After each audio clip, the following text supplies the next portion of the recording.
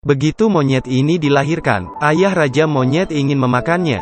Tapi tiba-tiba, monyet kecil meninju Raja Monyet dengan tangannya. Ini membuat Raja Monyet merasa senang. Beginilah seharusnya mewarisi Raja Kera. Saat itu, monyet di samping memegang satu kera kecil lagi. Itu adalah saudara kembarnya. Memiliki hak hukum atas tahta. Menurut aturan monyet, monyet yang satu lagi harus mati. Raja Kera menyaksikan kedua bersaudara itu dalam dilema. Penyihir jahat mulai mempengaruhi Raja Monyet. Berkata padanya ini adalah kehendak Tuhan. Mengambil kesempatan ketika kera betina tidak sadar, mereka menghabisi anak sulungnya. Raja Monyet tidak punya pilihan selain menghabisi putranya. Dia ingin menghabisi monyet keranya. Kemudian diumumkan di depan klan, anak kedua adalah pewaris Raja Kera. Untungnya, kera sulung bernasib baik. Ketika jatuh, dia terjerat tanaman merambat. Dia yang polos mengira ini hanyalah permainan. Sampai serigala lapar menggigit lengannya. Dia baru tahu itu benar. Dalam keadaan darurat, dia diselamatkan oleh hidung besar. Hidung besar bernasib sama dengannya. Dia dikucilkan oleh teman-temannya karena penampilannya. Hidung besar ingin dia berjuang sendiri. Karena melihat kera ini sangat menyedihkan, dia membawanya masuk.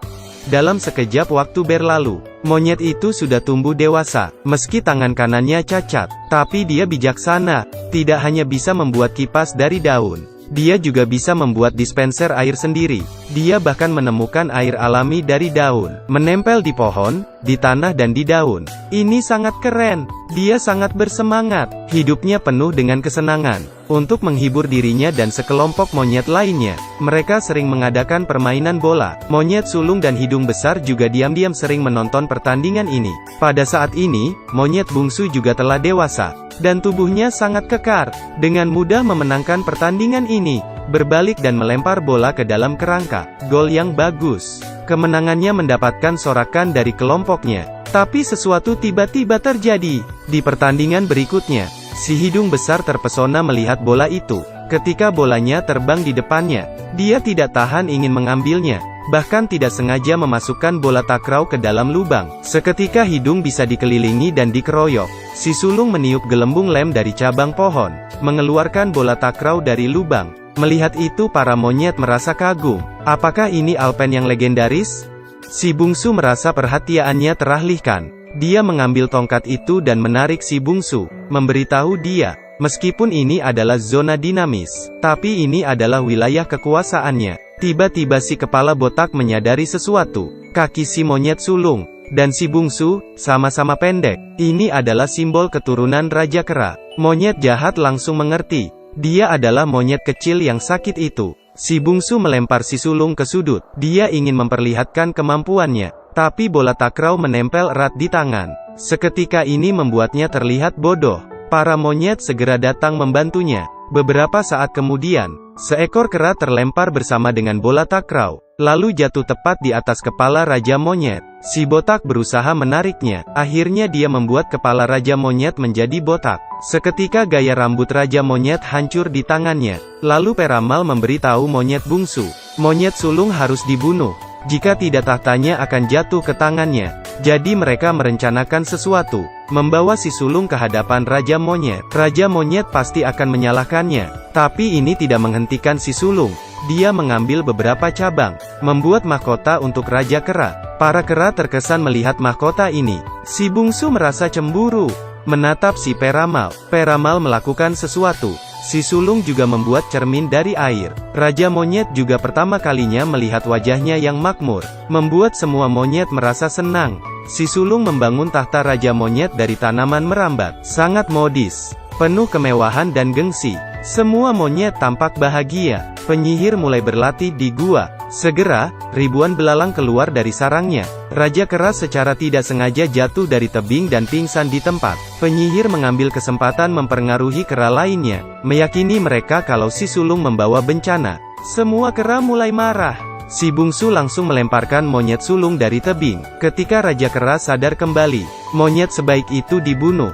Tapi karena dia tetap harus mewarisi garis keturunan, dia juga tidak bisa melakukan apapun pada si bungsu, hanya bisa meratapi si sulung dari tepi tebing. Untungnya, tulang monyet si sulung sangat keras sehingga dia tidak mati. Ketika dia bangun dan melihat dunia yang luas, dia sangat tercengang. Karena ini pertama kalinya dia menginjak tanah. Hidung besar ingin membawanya kembali ke pohon. Tapi dia dengan berani berjalan di padang rumput. Dia mengangkat kepalanya. 2 burung unta tinggi berdiri di depannya. Demi mendapatkan buah segar itu, dia mengambil langkah tinggi. Setelah beberapa perjuangan, dia akhirnya bisa berdiri tegak. Di saat itu juga, dia melihat keindahan dunia, warna-warni. Kebaikan selalu berumur pendek. Dari kejauhan sekelompok serigala berlari ke arahnya. Si sulung mencoba berlari, tapi tak peduli bagaimana dia mencoba, dia tetap melangkah mundur. Jadi dia berbalik, ikut lari bersama burung unta itu. Kecepatan larinya bahkan lebih cepat dari mobil. Saat itu dia memperhatikan cara burung unta berlari. Dengan cepat dia belajar cara berlari yang benar. Monyet-monyet itu menyemangati kemajuannya. Tantangan yang lebih besar sedang menunggunya. Melihat serigala berlari, membuat sekelompok badak menjadi panik. Seketika badak juga ikut berlari. Peristiwa yang belum pernah terjadi sebelumnya dipentaskan di padang rumput. Si sulut menemui jalan buntu. Sekelompok badak itu mulai menggulung diri mereka. Dalam keadaan bahaya, Raja Monyet muncul, memblokir badak, menggunakan semua tenaganya memukul badak-badak itu, dan itu juga mengenai serigala. Tapi ada badak yang lolos dan hampir mengenai si sulung. Tanpa ragu, Raja Monyet memblokir tabrakan itu, menutupi tubuh si sulung. Seketika Raja Monyet terluka parah. Sebelum mati, dia memberitahu si sulung misteri pengalaman hidupnya. Si bungsu adalah adiknya. Si sulung tidak tahu tentang itu. Bertahun-tahun tidak ada yang memberitahunya. Si bungsu lalu membawa tubuhnya Raja Monyet. Seluruh kelompok monyet mengadakan upacara. Mengikuti peraturan monyet, Raja baru harus memakan tubuh dari Raja lama. Dengan begini Raja baru bisa bertarung seperti Raja lama. Tepat ketika si bungsu akan menggigit ayahnya, monyet sulung muncul. Dengan kemampuan yang dia miliki, upacara itu tidak bisa dihentikan. Petir menyambar langit. Si sulung mengambil kesempatan mendorong Raja Monyet ke bawah pohon. Hidung besar menutup tubuh Raja dengan batu besar, agar dia tidak dimangsa hewan lain. Tiba-tiba, tornado menghantam tanah. Si sulung ikut tersapu. Bencana tidak selalu membawa kehancuran, tapi juga membawa cinta. Di tengah angin badai, dia bertemu dengan seekor monyet cantik. Angin itu dengan cepat melempar mereka. Melihat monyet cantik itu, dia berusaha sekuat tenaga membawanya. Ketika akan tiba di atas, tiba-tiba ranting terputus. Untungnya, hidung besar muncul dan menyelamatkan mereka. Monyet cantik itu tidak bisa membalasnya, hanya bisa selalu bersamanya. Hewan memang selalu to the point. Dengan begini, pasangan monyet ini menyaksikan matahari terbenam. Ternyata manusia suka melihat matahari terbit dan terbenam adalah genetik. Di bawah kepemimpinan si sulung, monyet cantik ini juga mulai berjalan tegak. Dia menyalakan api dari larva. Dia membawa obor ke kelompok monyet, berharap dapat membawa gadis monyet bergabung dengan kehidupan kelompok. Dia juga mendemonstrasikan penggunaan api di tanah. Api itu bisa menghangatkan mereka, tapi para monyet tidak hanya tidak terima, mereka juga mengusir pasangan ini dengan batu. Si sulung membawa obor ke gua serigala. Ini pertama kalinya seekor monyet dengan berani mendekati serigala. Serigala juga takut dengan obor. Dengan begini, si sulung menjadikan gua serigala tempat istirahatnya, di bawah api yang hangat. Pertama kalinya monyet berciuman. Sekelompok monyet menonton dari kejauhan, sepertinya lebih bersemangat dari mereka. Mereka seketika terinfeksi oleh atmosfer misterius ini. Beginilah cara mereka mengekspresikan emosi masing-masing. Tentu saja mereka belajar cara lain. Kecemburuan si bungsu menyala lagi. Penyihir itu berakting lagi. Dia menciptakan aura menakutkan untuk menakuti monyet, dan si bungsu mengambil kesempatan ini dengan mengaum. Dia mendapatkan kembali perhatiannya, membuat para monyet patuh padanya. IQ pasangan monyet ini semakin meningkat. Mereka belajar memetik buah dengan alat, membunuh mangsa dengan batu, menggunakan ketapel sebagai senjata, bahkan belajar cara memanah. Juga mulai menjinakkan serigala liar. Kehidupan mereka meningkat pesat, makanan semakin kaya. Pada malam hari kembali ke gua, mereka belajar membuat api dengan batu. Ini adalah pertama kalinya monyet bisa menyalakan api. Si sulung melihat kekasihnya memakan mangsanya, karena bau darah yang tidak sedap. Jadi dia punya ide, membuang mangsanya ke dalam api, mengeluarkan aroma yang harum. Ini juga pertama kalinya monyet memakan daging matang, untuk memperpanjang umur kera. Si sulung memanfaatkan ini. Bau harum panggang tercium sampai ke monyet-monyet. Stimulasi bau ini membuat mereka kembali bersemangat. Tapi saat itu juga, raungan yang menakutkan terdengar lagi. Monyet mulai panik. Penyihir itu memulai lagi. Tapi kali ini monyet kecil yang penasaran menemukannya. Dia datang ke gua. Melihat penyihir itu baru saja mengeluarkan suara yang menakutkan. Penyihir ingin membunuh monyet kecil itu, tapi diselamatkan oleh ibunya. Semua monyet akhirnya tahu trik penyihir monyet ini. Jika begini terus, semuanya akan mati kelaparan.